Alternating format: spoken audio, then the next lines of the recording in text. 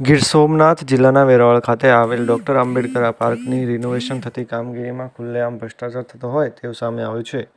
એટલું જ નહીં પરંતુ વેરાવળ નગરપાલિકા જવાબદારો તેમજ આ કામના કોન્ટ્રાક્ટરો એકબીજાને મેળમિલાપણામાં સરકારી નાણાંનો ભ્રષ્ટાચાર કરી રહ્યા હોય તેવું સાંભળવા મળી રહ્યું છે.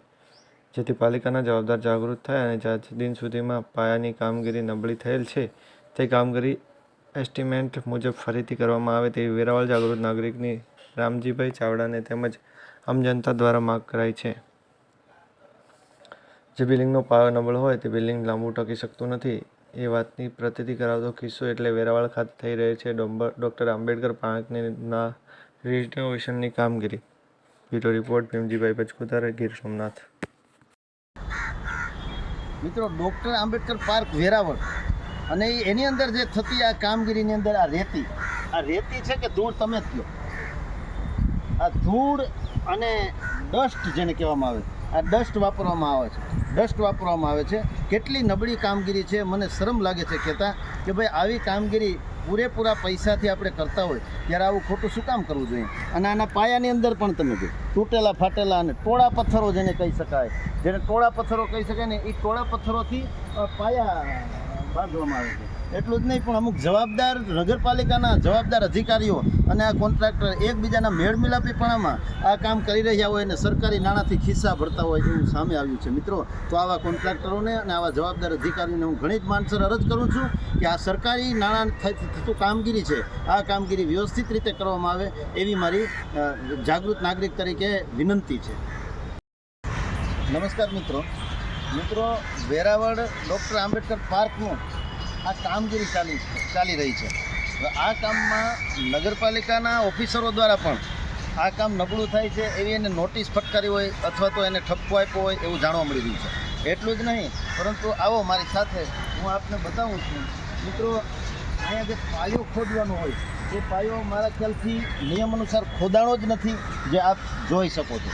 એટલું નહીં પરંતુ અહીંયા હાજર કોઈ મજૂર ભાઈ છે એ એવું કહે છે કે આ પથ્થરો છે, આ ટોળા પથ્થરો છે, આ પથ્થરો આ ભરતી ભરવાના છે. તો ખરેખર આવા ટોળા પથ્થરથી ભરતી ક્યારેય ભરી શકાય નહીં.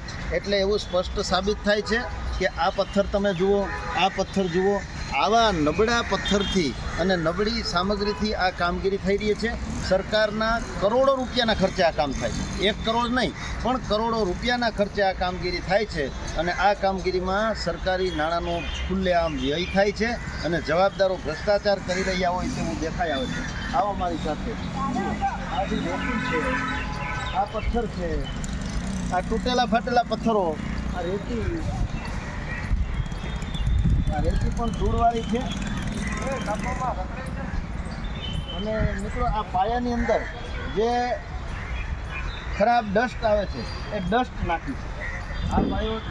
આ પાયાની બાજુમાં જ આ લીલુંછમ આ દેખાઈ રહ્યું છે. આ પાયો ખોદેલો હોય તો આવું લીલુંછમ દેખાઈ ન શકે. એટલે સરકારી પૈસાનો ખુલ્લેઆમ ન્યાય થાય છે અને આ સામે જોઈ શકાય છે. આ પાયો મિત્રો તૂટેલા ફાટેલા પથ્થર છે, તો સરસ રીતે જોઈ શકાય છે. આ તૂટેલા ફાટેલા પથ્થરો છે મિત્રો. જો આવી રીતે આવા નાખીને પથ્થરો, ટૂંકમાં સરકારી નાણાંના માધ્યમથી આ જે કામ થાય છે આ કામની અંદર કોઈ કેનારું જ ન હોય એવું નજરની સામે દેખાઈ આવ્યું છે. અહીંયા તમે જો